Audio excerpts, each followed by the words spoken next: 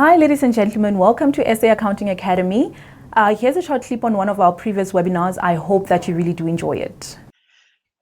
Good morning, ladies and gentlemen. Before we start the webinar officially, can we do a quick sound check, please? If you can hear me, just type in the chat pod to the right of your screen. If you can hear me properly.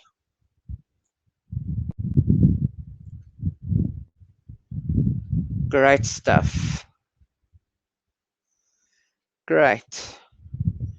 Happy that the sound is good. Do you hear sounds of a fan in the background at all? Or is it just every now and again? No fan sounds.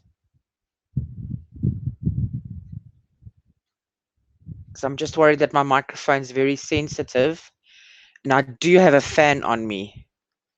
Just because it's already that warm this early. Can you guys believe how warm it is?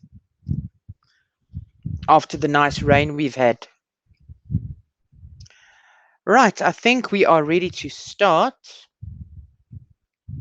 So on behalf of the South African Accounting Academy, a warm welcome to all of you today.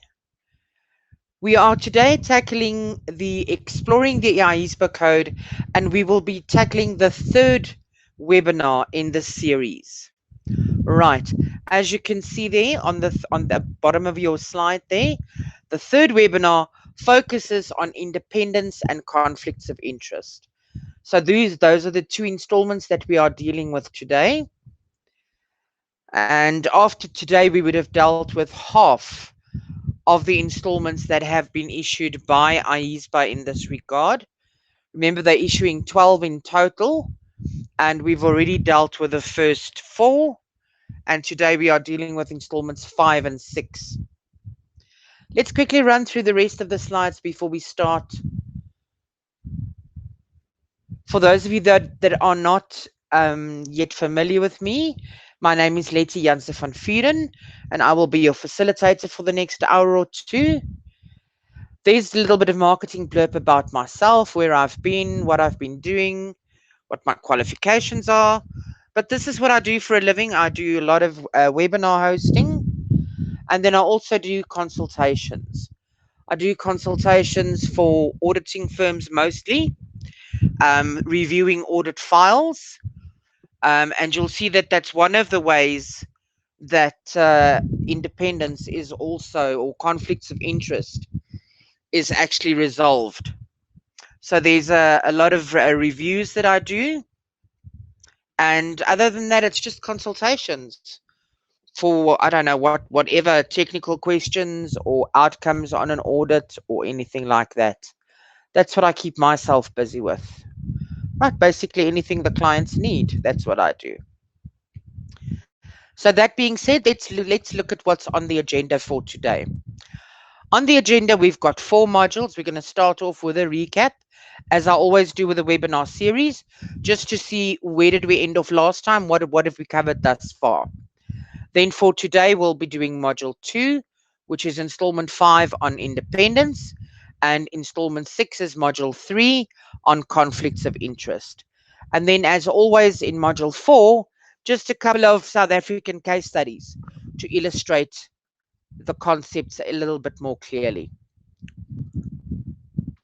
Then again, for today, there's no quote, but there's a very nice little cartoon that says, "We need to form a conflict resolution team to settle the dispute over who should be chosen for our conflict resolution team."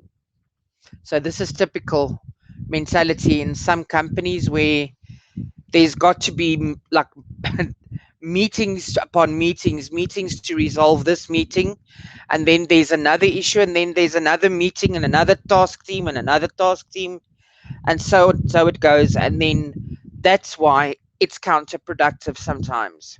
All right. So bear in mind that conflict of resolution or resolution of conflict does not need to be counterproductive. All right. But yes, that's quite interesting. So let's quickly have a look at the recap of module 1. In your webinar material, you'll find the basic summary once again, dealing with just the structure of the code and then dealing with the South African amendments, right? Both for SAICA and IESBA. So just so that you know what we have covered so far in the series, that's what we have covered.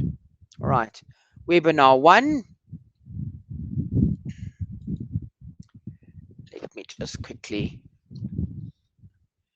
get the fan blocked a little bit. I can hear the fan in my own ears. Right. Okay. Remember, our first webinar focused on basically the 5 fundamental principles, as well as step 1 in the conceptual framework, which was identifying threats.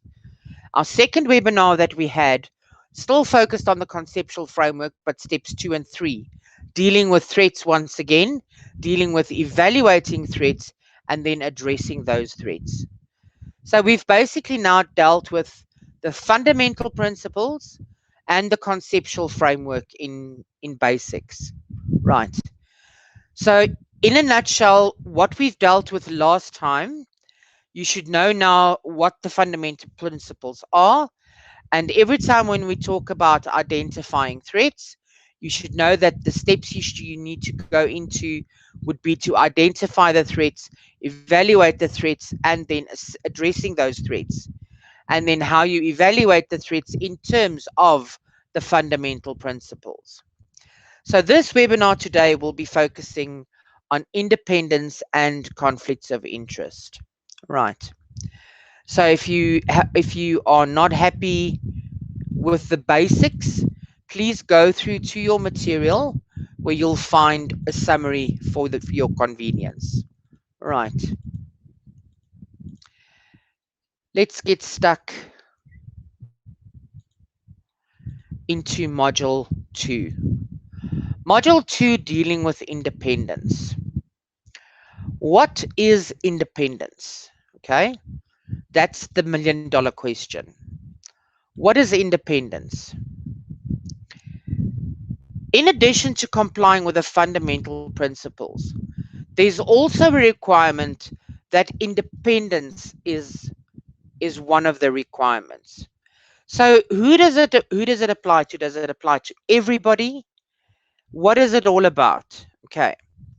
So first of all, independence requires that the auditor maintains a state of mind that is free from influence, but they also say that independence of mind is not enough. So you've got to be independent of mind, and you've also got to be seen to be independent to an impartial observer. So to anybody looking in from the outside, you need to be seen to be independent as well.